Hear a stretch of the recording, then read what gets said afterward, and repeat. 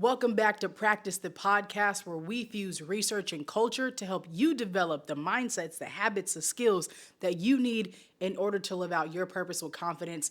I'm your host, Dr. Rees, and I'm so excited to grow with you today. Now let's get after it. Today, we are focusing on resilience. And I know a lot of people are like over the word resilience. Some people think it's overused. Some people are still unfamiliar with what it really means. And I think a lot of folks are tired of resilience because they're tired of being resilient. And I want you to think of today as I don't like to use masterclass, so I like to use confidence class on resilience. Like, I want this to be the spot that you go to, number one, to be encouraged, but number two, to understand like what is resilience and why is it even a thing, and how do we make sure that it doesn't get overused and watered down like a lot of other terms that are out there. So I'm coming at you real rap raw today just to give you what's on my heart, because if you're in a season of resilience, like a season that is requiring you to be resilient, then this is the message, this is the practice for you. So let's start here. When a lot of folks talk about resilience, especially in the Black and brown community, you're probably like, oh, like we have to be resilient. Like our whole existence is based off of being resilient. But it's important for you to know that resilience is a psychological capacity. So what is resilience? Resilience is a psychological capacity. And it's important for you to know that it's a psychological capacity, because that means it's your ability, like your mental ability to be able to do something. And that something in this instance is bounce back. So it's a psychological capacity. Capacity means what can it hold? However big your resilience is, however how much capacity you have, I know I'm talking fast because I'm excited, so let me slow down. When I think about capacity, one of my favorite things to think about is like either walking into a gym and I see the sign that says capacity can hold this. Anytime you go into a room, a space, a movie theater, something, it's always going to say room capacity. And if something gets to that capacity or gets over that capacity, then it could be a fire code. So there's a certain amount of seats, there's a certain amount of things that can fit within this space before danger happens. Now, when you think about this in terms of your resilience, oh God, okay, this is good. And I promise you, this is coming off the dome right now, is that if your resilience for some folks gets to this certain level of capacity, it becomes too dangerous for you. And so I believe that we were born and created to be rich in resilience. What I mean by that is that I believe that you were born and created to be able to have resilience that overflows.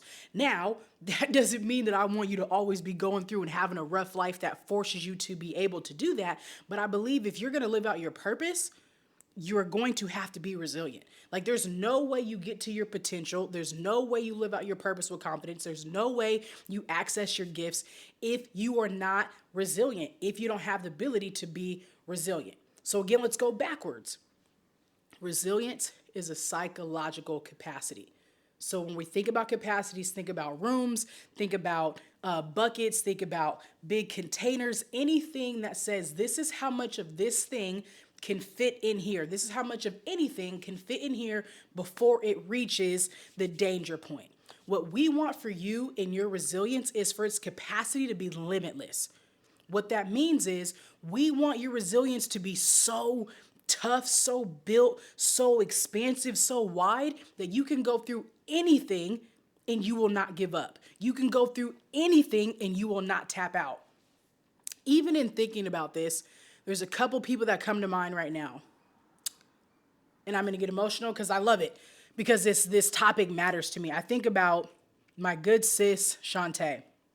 And she is in a season of resilience right now that it blows my mind to think about.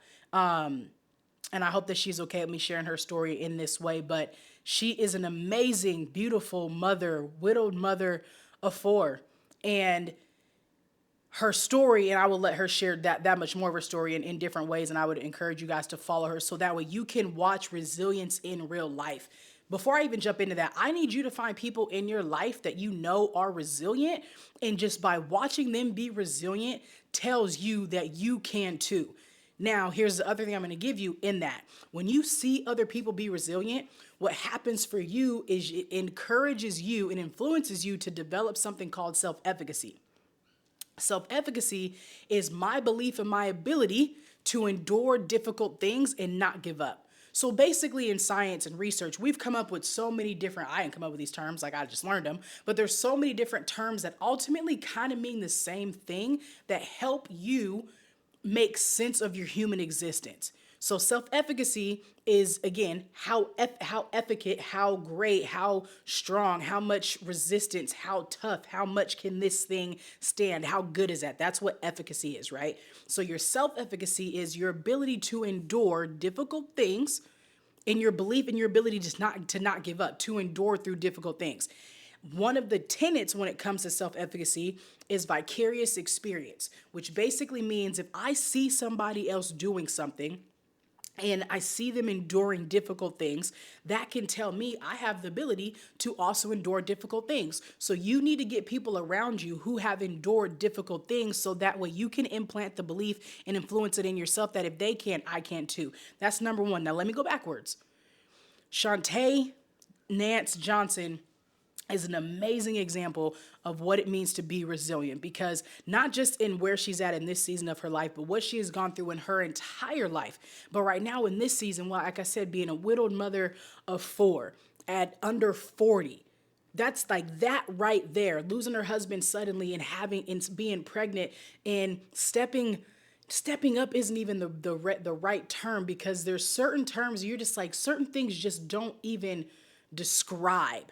And these are situations in life that you never wish that would happen to you, but she's not going to give up. She's not going to give up on her 4 kids. She's going to continue to be the amazing mom and human that she is, and to attack growth and attack business and attack life the way that she does. But it's not just because right now, it's because she's been resilient. This isn't the first thing that's happened to her. Emphasis, key word, happened to her. And so the lesson for you here is there's a lot of things in your life that you're going to go through. You're going to go through these things, but they're things that you're going to have to go through that happen to you that you didn't ask for. And this is why being resilient is important, is because you're going to have to know, yes, there's things in life that we bring upon ourselves. That's just kind of on us. But there's other things in life that we didn't ask for, that we didn't want, that we wouldn't wish on our worst enemy or our hater or whatever the case may be, is because it's so heavy. But it's something that you have to go through. And as you go through that thing, your resilience is being tested and refined and expanded. And so when I think of a great model of resilience, again, I think of Shantae. The other person I think about right now is my dad. And for those who aren't familiar, over the last couple months, this is February 2025, so whenever you listen to this, over the end of 2024, my dad had multiple strokes within a 10-week span. Multiple strokes in a 10-week span, and ended up having so many other things with his heart, his brain, learning how to, like, all these stents in his legs. Like, dude he was in a hospital basically for like 4 months in a row. And by the time he actually ended up getting out, he ended up losing his leg. So from like September through December, he had been going through it. And my dad is the most joyful, exciting, optimistic, hopeful, just like I just get it. I get my energy from him. And he's, he's had to endure so much in the last 4 months. And to this day, today, I'm talking to him and he's so optimistic and excited because he's going to be getting a prosthetic leg. And I bring up these two people that I love so much, and I've been able to witness their ability to be resilient to things that have happened to them, things that they didn't ask for, but they're still waking up every day excited to attack life with pain on their heart, with pain on their mind, but they still have the ability to be optimistic and to be hopeful and to be encouraged. And this is why I always say that confidence doesn't stand alone. Confidence needs its best friends. Confidence needs hope. It needs optimism, because if you don't have those things, if you just have to be resilient, then you're gonna be like, what in the world is the point? And so I hope you're holding on with me in that. And so when I think about people who go through things that life has given them and come back on the other side and go through it, and you look at them like, how did you? For some people it's but God. I know for me, if it wasn't for God, that just is. And then for other people, whatever you believe in, but at the root of it, we are built to be resilient. And some people's capacity is not as large as what it should be. I'm going to pause right there. And I'm going to say it again. Some people's capacity for resilience is not as large as what it should be. So when we go back to our analogy and we think about rooms and we think about how much capacity something has for resilience, I want you to think about this term or this saying. A lot of people always say, kids are resilient, but kids are resilient until they become adults who no longer have a zeal for life. Kids are resilient until they become adults who are hopeless. Kids are resilient until they become adults who no longer have dreams. Kids are resilient until they're like, what is the point? And so if kids are resilient, then why is it that we have a bunch of adults who can care less to be living the lives that they're living? Why is it if kids are resilient, why do we have adults that are walking around and living in this life or living in the world who are defeated? If kids are resilient, why does our adult population look the way that it does? And I want us to think about that because kids become adults. So what happens in the gap? Not just the gap of your life from when you're born and when you die, but what happens in the gap from when you become a kid to when you become a young adult. I work with young adults on a daily basis from multiple different spaces, and I'll go from like high school to like age 30. And there's a lot that goes on between age 15 and 30, but it's only 15 years. And then if I shrink it down from 16-year-olds to 24-year-olds, right? And that's only 8 years, or from 20 to 24, and they're going through life. But what happened to, oh, kids are resilient. Oh, kids are resilient. We can't keep saying that kids are resilient without giving them the other tools that they need to help them sustain and expand that resilience. Kids also need the tools to be able to grow rich in their resilience. Kids need the tools to be able to be hopeful, to be optimistic, to know how to turn their dreams into reality. Because if you say kids are resilient, but then they become adults who no longer have dreams, that's not okay. Kids aren't going to want to be resilient anymore because they're going to say, what's the point? Because if I'm resilient and I don't have hope, then that means I'm just going through this hard life and I feel hopeless. And if I feel hopeless, then I feel like I don't have the ability, or what's the point of living? And that's something that we cannot have, even though those numbers are on the rise. So here's my thought. We're only 12 minutes in, and like I said, I just wanted to just get this off of my heart, is resilience is our psychological capacity. And I believe that our capacity, we are destined to be rich and resilient.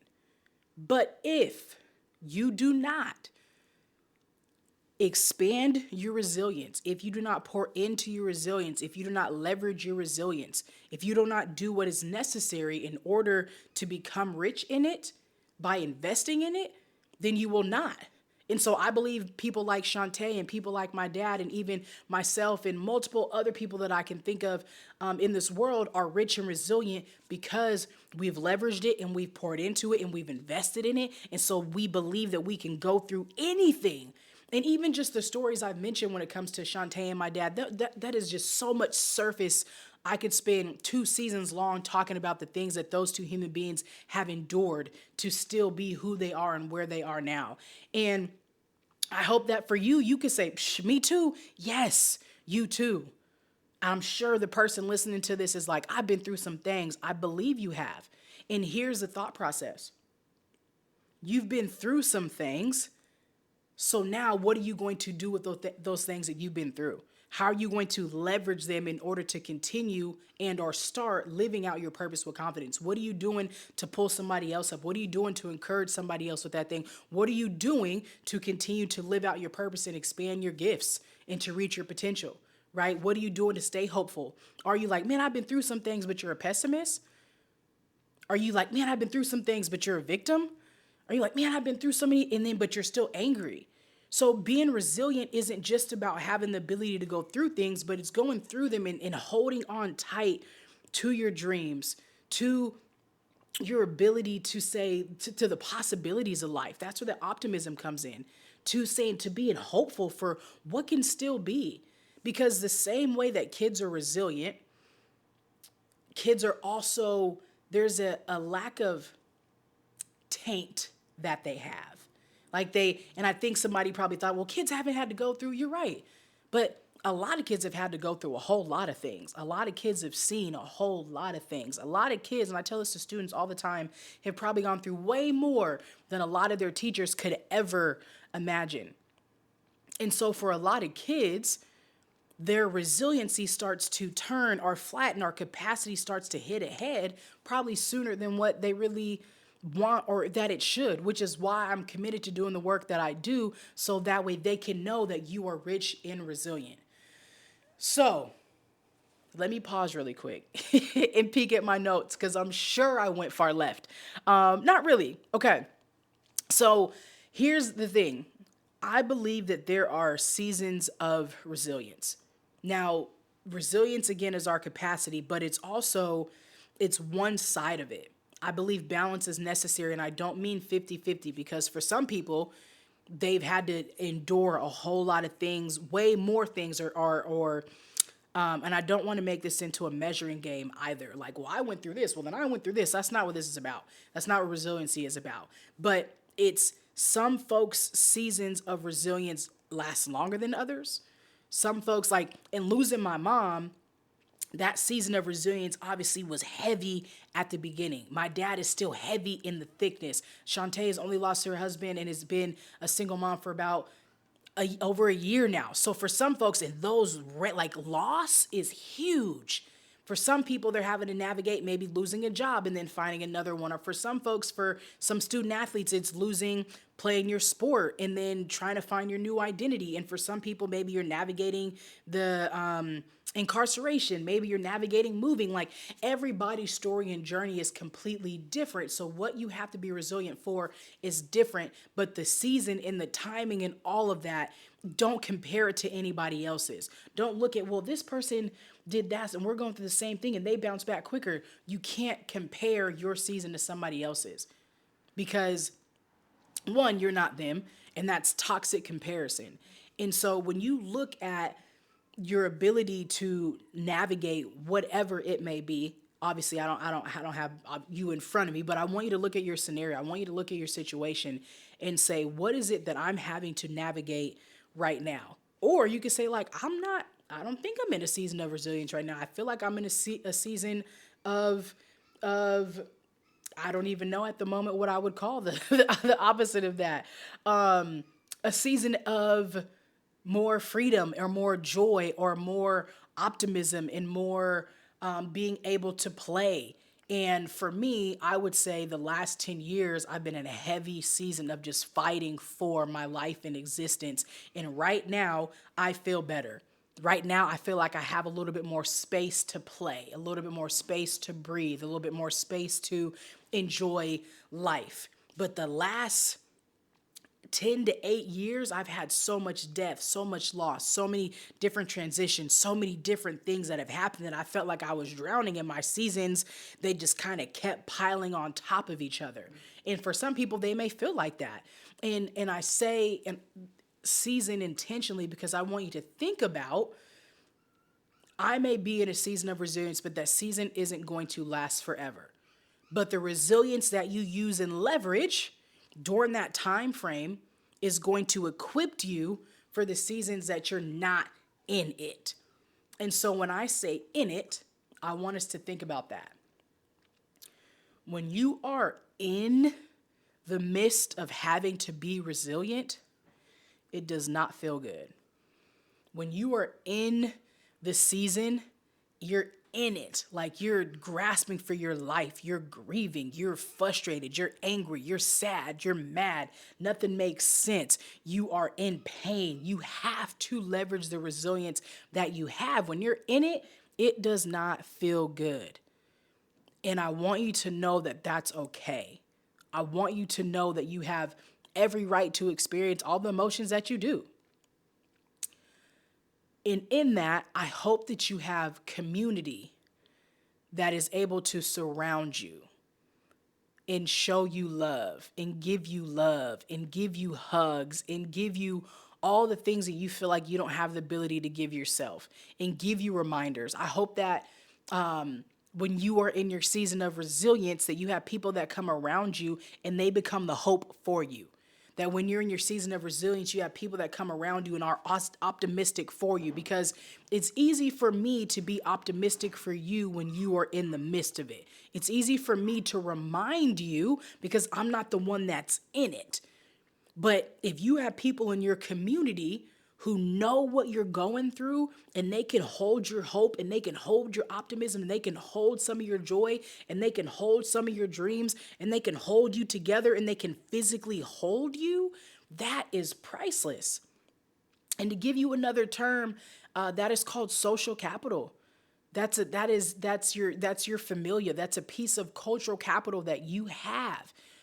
That is people that are in your community, in your village. And this is why it's so important to make sure you have the right people around you. Because, again, a couple minutes ago, I said, get people around you who you have the ability to learn from their resilience. You have the ability to glean from their resilience. So that way, when you're going through something, somebody who's also been through something and they see you going through something, they could be like, I know it hurts. I know it don't feel good. And they know how to show up and they know how to respond because they're familiar. They may not be exactly familiar with your exact situation, but they're familiar with pain, and they're familiar with how to navigate that pain, and they're familiar with grief, and they're familiar with it. If you're not familiar with the frustration of pursuing your purpose, there's gonna be, you know what I'm saying? If you're not familiar with the frustration of loss, like, not every single person knows how to show up for you in every single way. And it makes me think about how, like, when we were kids, there was an argument that came up of like, you shouldn't have more than one best friend. You can only have one best friend. And I think like it was in a TV show as well and all that kind of stuff. And I think, I've always had this thought of, I think that you should have more than one best friend, because not every person is going to meet everything in space. And this is why it's a village, right? Like, the same way it takes a village to raise a child. Here's where my mind goes. You guys are probably like, this chick might got 80. I think I might have ADHD. This is just a side note. Because what I'm thinking and something else pops up. But this goes right back to it of, it takes a village to raise a child. But if that village isn't resilient, that child who was once resilient will grow up and become a pessimist, because the village that raised the child was filled with pessimists and not optimists. Because if I have the ability to be resilient and an optimist and be hopeful and be in the village as well, that I'm modeling that for children, that you are going to go through hard things. You have the ability to endure hard things. So when hard things come up, for me, I'm going to model what it looks like to persevere that with joy and still be optimistic and not become a pessimist. And when I model that for a child, they have the ability to then say, oh, that's how I too can go through these things. And so as adults, we need that same thing. Not only do children need a village, adults need villages. And adults also need villages of people who are hopeful and optimistic and have confidence and have high self-efficacy. Because life be lifing. Everybody knows it. Life be lifing, and life be lifing for those who life is lifing for, and for those who serve those who life is always lifing for. So if you know that as a fact, then this is why it's important to make sure that you surround yourself with people who also have the ability to say, yep, you're resilient, I'm resilient, cool, we got this. Man, I feel like I'm talking really fast, and this is going to be one of those episodes where you got to go back and just kind of rewind it. And I hope that is. I hope that you stop and pause and remind, and I hope that a lot of this information hits you in a way that calls you in, that challenges you to check your village, check the village that surrounds your children, whether it be maybe your kids, your coaching, leadership, teaching, whatever that may look like. But then also challenge you to say, how was I on the other side of what I went through? Did I go through something that I didn't ask for? And on the other side of it, how did I come out? Did I come out with the victim mentality?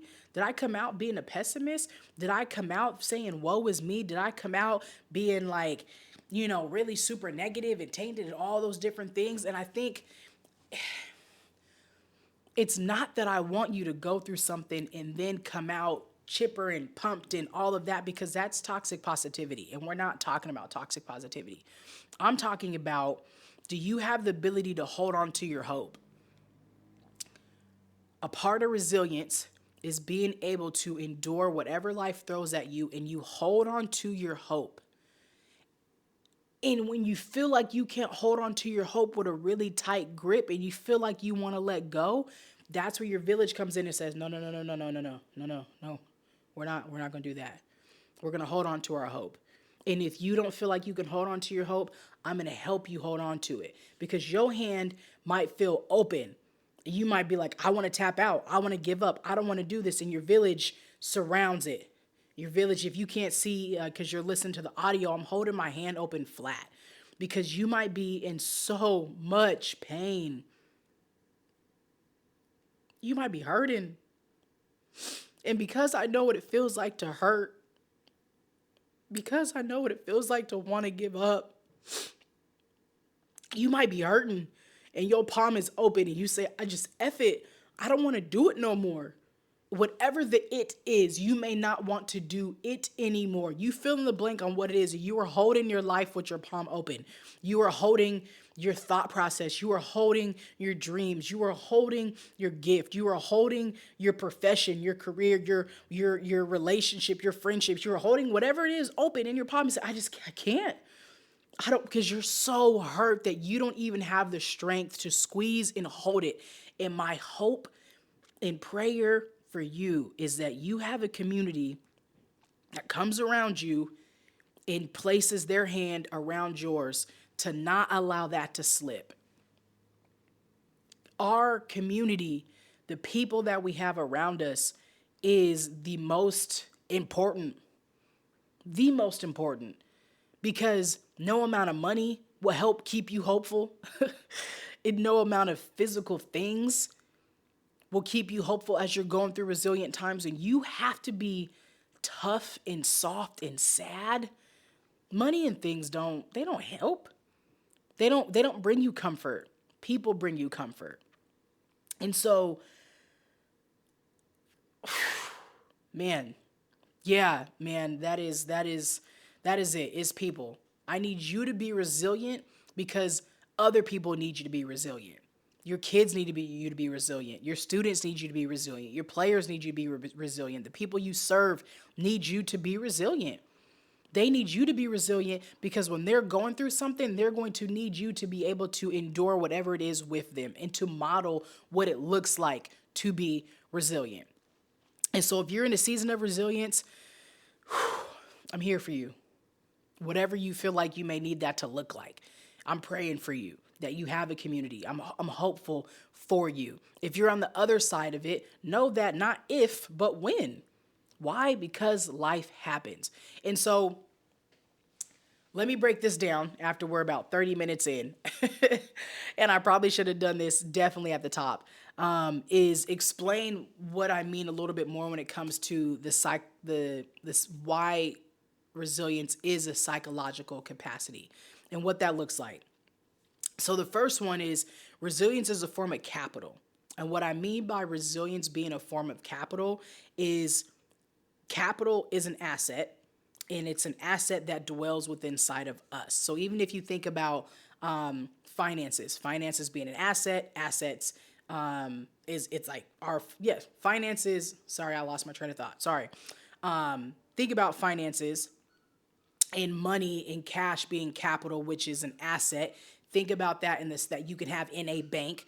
As we say here, you are the bag. So in that same thought process, resilience is a form of capital that you can use to leverage in order to buy, right, quote unquote, buy more of that thing. So when I say you're rich in resilience, in order for you to become rich in it, you have to invest in it. So which leads me to my second thought process, that resilience is a muscle.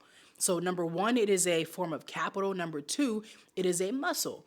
And when it comes to things that we invest in and it comes to muscles, when you spend time in these things, like when you lift weights, the only way to get stronger is to lift weights. If you do not lift weights and move your body, atrophy is real. You will literally get weaker. You will shrink. Like your body will deplete and diminish if you do not. Like you will literally shrink down. If you don't use it, you will lose it. So a lot of people have gone through things in life and just went through it, kind of like a a leaf in the wind or something thrown at sea and they're just being tossed around by the waves. Like I don't want you to just go through it. I want you to be strong and tough through it and tap into your resilience that helps you hold on. So it's that muscle. The way you become rich in it is if you invest in it. And I say expand your resilience in your comfort zone by saying, I'm tough enough, I'm strong enough, I'm wise enough, I'm soft enough to be able to endure all of these things, and I know that I can bounce back better without losing out on this hope and optimism at the same time. So we know it's capital that we can leverage. We know we can invest in it. The same that you invest in a stock, you invest in your resilience. And we know that it's a muscle. I also like to, if you're watching this, the video on YouTube, I have a rubber band in my hand. Or if you're not watching the video on YouTube, I have a rubber band in my hand. And I like to use this rubber band as an example of what resilience is. And it's my ability sometimes to be stretched. I can be stretched so wide. And a lot of times my resilience is my ability to just be stretched without snapping. If I stretch and I pop, and that could hurt. But if I have the ability to be stretched, and then I could take a whole bunch of these rubber bands and I wrap them around. I have a big old rubber band ball. And what it says to me is I can be stretched. I can pull it in multiple directions. I can go through different things.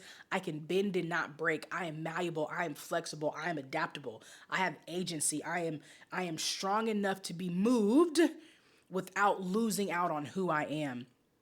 And I think that's just another example of what does it mean to be resilient? It's to be able to be stretched without popping off, to be thrown across the room without losing out on myself, on who I am. And so I want to close this thought process out with a couple things. I've said it multiple times throughout this entire practice session today. But there are two things that you need in order to accompany your resilience. And these are also things that help you develop what I like to call a confidence immune system. But it is hope and it is optimism. And you may think that these two words are soft. And I like using soft. I've become a fan of using soft because soft is necessary. I think there's a balance between being soft and being strong. And it's terms that I'm starting to use more, like, yeah, be soft. There are times I need to be soft. You cannot be strong all the time. You cannot be hard all the time. And you can't be soft all the time. But a part of the human experience is being able to navigate being both and knowing when is the right time. And so when it comes to hope and optimism, those words, people have called them soft skills. Those are not, I don't like. For some odd reason, but I think that hope is not soft. Golly, did I just contradict myself? Well, hope is not weak, should I say. Hope, yeah, but sorry, hope is not weak. A lot of people think being hopeful is a weak description. It is a lofty thing. It is like a marshmallow, like, oh, just be hopeful. Hope doesn't pay the bills.